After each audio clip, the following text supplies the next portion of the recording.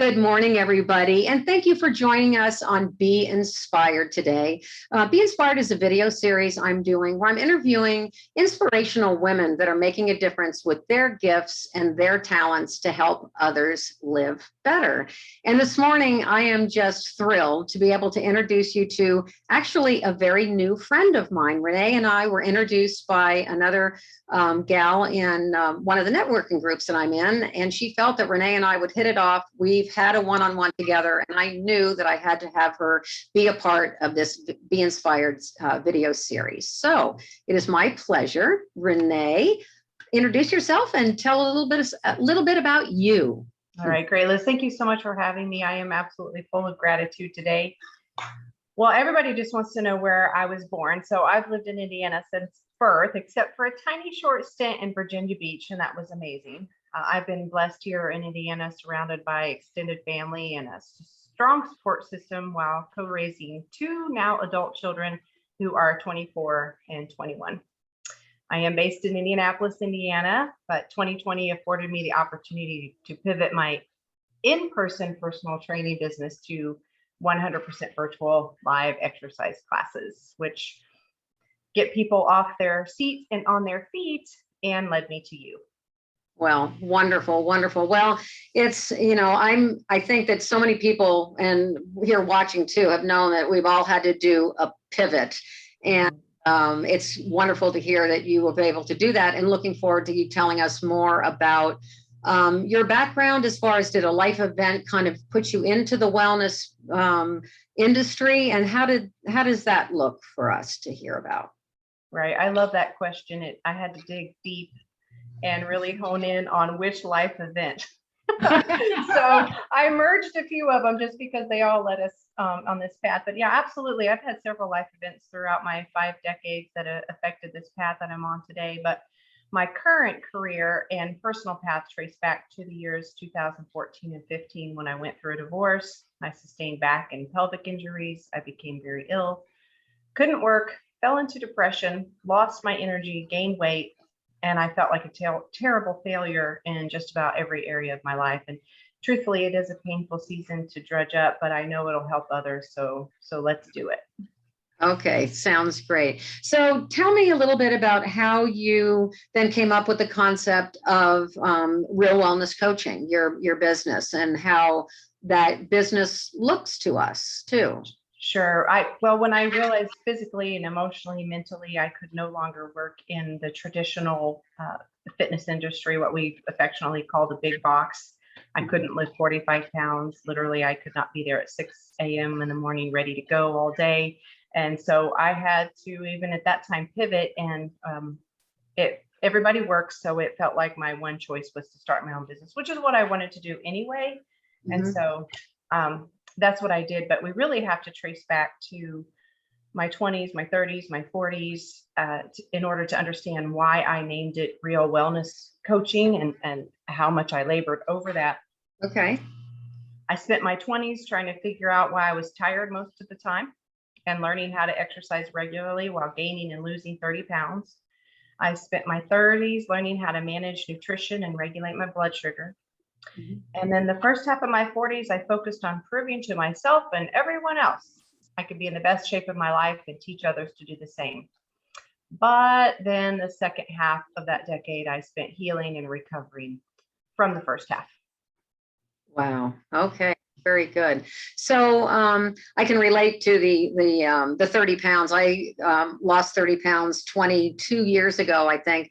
I just never paid attention to my physical condition. I was training horses at the time, and I was in my 40s, weight had gone on. And then one day I took a look and said, you got to get a grip. So I understand that, you helping people, process and go through that, and you experiencing that too, plays, I'm sure, a big part in how you're helping others. It does. So tell me how now that you're doing your business virtually, tell me a little bit about like the demographic of the kind of people, and specifically, what are most of them really looking to achieve, or what they, how you're really helping them get results, and what those results mean. Sure. if you don't mind, working my way backwards is hard for me because my brain works chronologically. Yeah. Chronologically still. But at the time in 2015, when I was ill, I named it Real Wellness Coaching because I had to keep it real. Mm-hmm. You know, I'd lost my mojo. I had everything up here, but my body was at the time failing me. And I just had to trust by faith that people would come that come alongside me and heal with me. Mm-hmm. And they did. Mm-hmm. And so there really isn't a demographic now, except on this 7-year ongoing quest for energy balance and confidence. Mm-hmm. I met people along the way that were looking for the same things. And typically my clients will not exercise without me. They got to the space where they realized everyone knows you need to exercise regularly. Not everyone does it. And there's this gap between knowing and behavior. And usually I will cross someone's path and that lights them up in behavioral change. And then now I have an outlet for them where they can exercise safely in their home, on their own, or with their partners or families, and in my home. And so really drawn to people that work out in the morning Eastern Standard Time. Mm-hmm. So it doesn't have to be in Indiana. It can be anywhere from Alaska, Costa Rica, California, Virginia Beach, Florida, Mm-hmm. Costa Rica. It doesn't matter to me. Right. So yeah, just people that have a good energy, but know they won't do it on their own. They want to be safe. They want it to be effective, and they want progression. Right. Well, I think that is so important. I think that, like you say, the big box places that, just say, oh, I want to get the 6-pack abs and do all this, when it's more functional. And I know for me, as I get older, and I've always, been structurally strong, but I know how important it is for your balance, for your, just as you get older, to be able to do things, carry everything. And that's just so important, and doing things correctly and things that, like you said, are functionally correct and needed. Absolutely. Yeah. And I was so sick and so injured that I couldn't work out functionally. I mean, it was just, I know what it's like to be completely flattened and build yourself back up again over and over and over again. And I just got to the place where I could go to a group exercise class myself, like this week, and not get injured. So I completely understand. Yeah. So now when you teach your classes, are they a mix of private, like a one-on-one Zoom, or are you do you do mostly in groups, or a little bit of both? I think a lot of both. No, a medium amount of both. I started out one-to-one personal trainer, and I absolutely love that. I love knowing people's names, their grandchildren's names, their dogs' names, birthdays, all that wonderful stuff.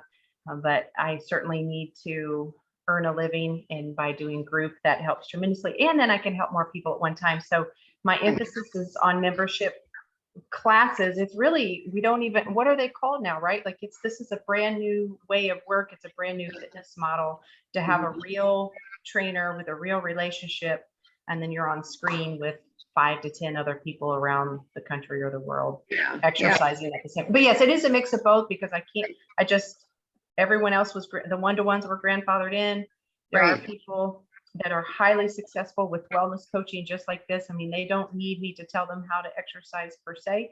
They need a sounding board to help move them along their wellness path. And that's actually going really, really well as well. Yeah. My emphasis is people logging into the group classes, because that's how I can help the most people. And there are no walls with that one. Yeah, I love that. Great. Okay, well, I always like to sort of wrap up with you then sharing, if you had 3 things that you could share with our audience that to help them live better from your expertise and point of view, what would those 3 things be? Okay, they seem super random. I love this question, but the answers sound silly. It's how my brain works, and it's really what has ended up happening in my life. And number 1, the healthiest choice is gratitude. Mm-hmm. When all else fails, be grateful. Like, I'm grateful to be with you here today. And sometimes that is a choice, a very strong choice that we may feel or not feel at the time. But eventually working back to gratitude or up to gratitude is a wonderful thing. And then I've heard this statement lately, there is no try, do. When I'm over here, like, that makes no sense whatsoever to me. That's silly. My advice is to just try. Mhm.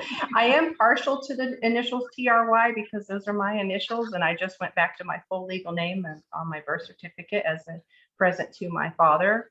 But still, you have to try. So my Right. advice is to try. Good. Just you don't even have, in my opinion, you don't even have to try to do your best. You just need to try and then trust that it's going to work out or something's going to move or happen for you that you'll get where you want to go. I think the unique advice that I give people that sets me apart is get your lab work ordered up by a doctor or a nurse practitioner who will read your results at optimal levels. And this is a conversation I have every week.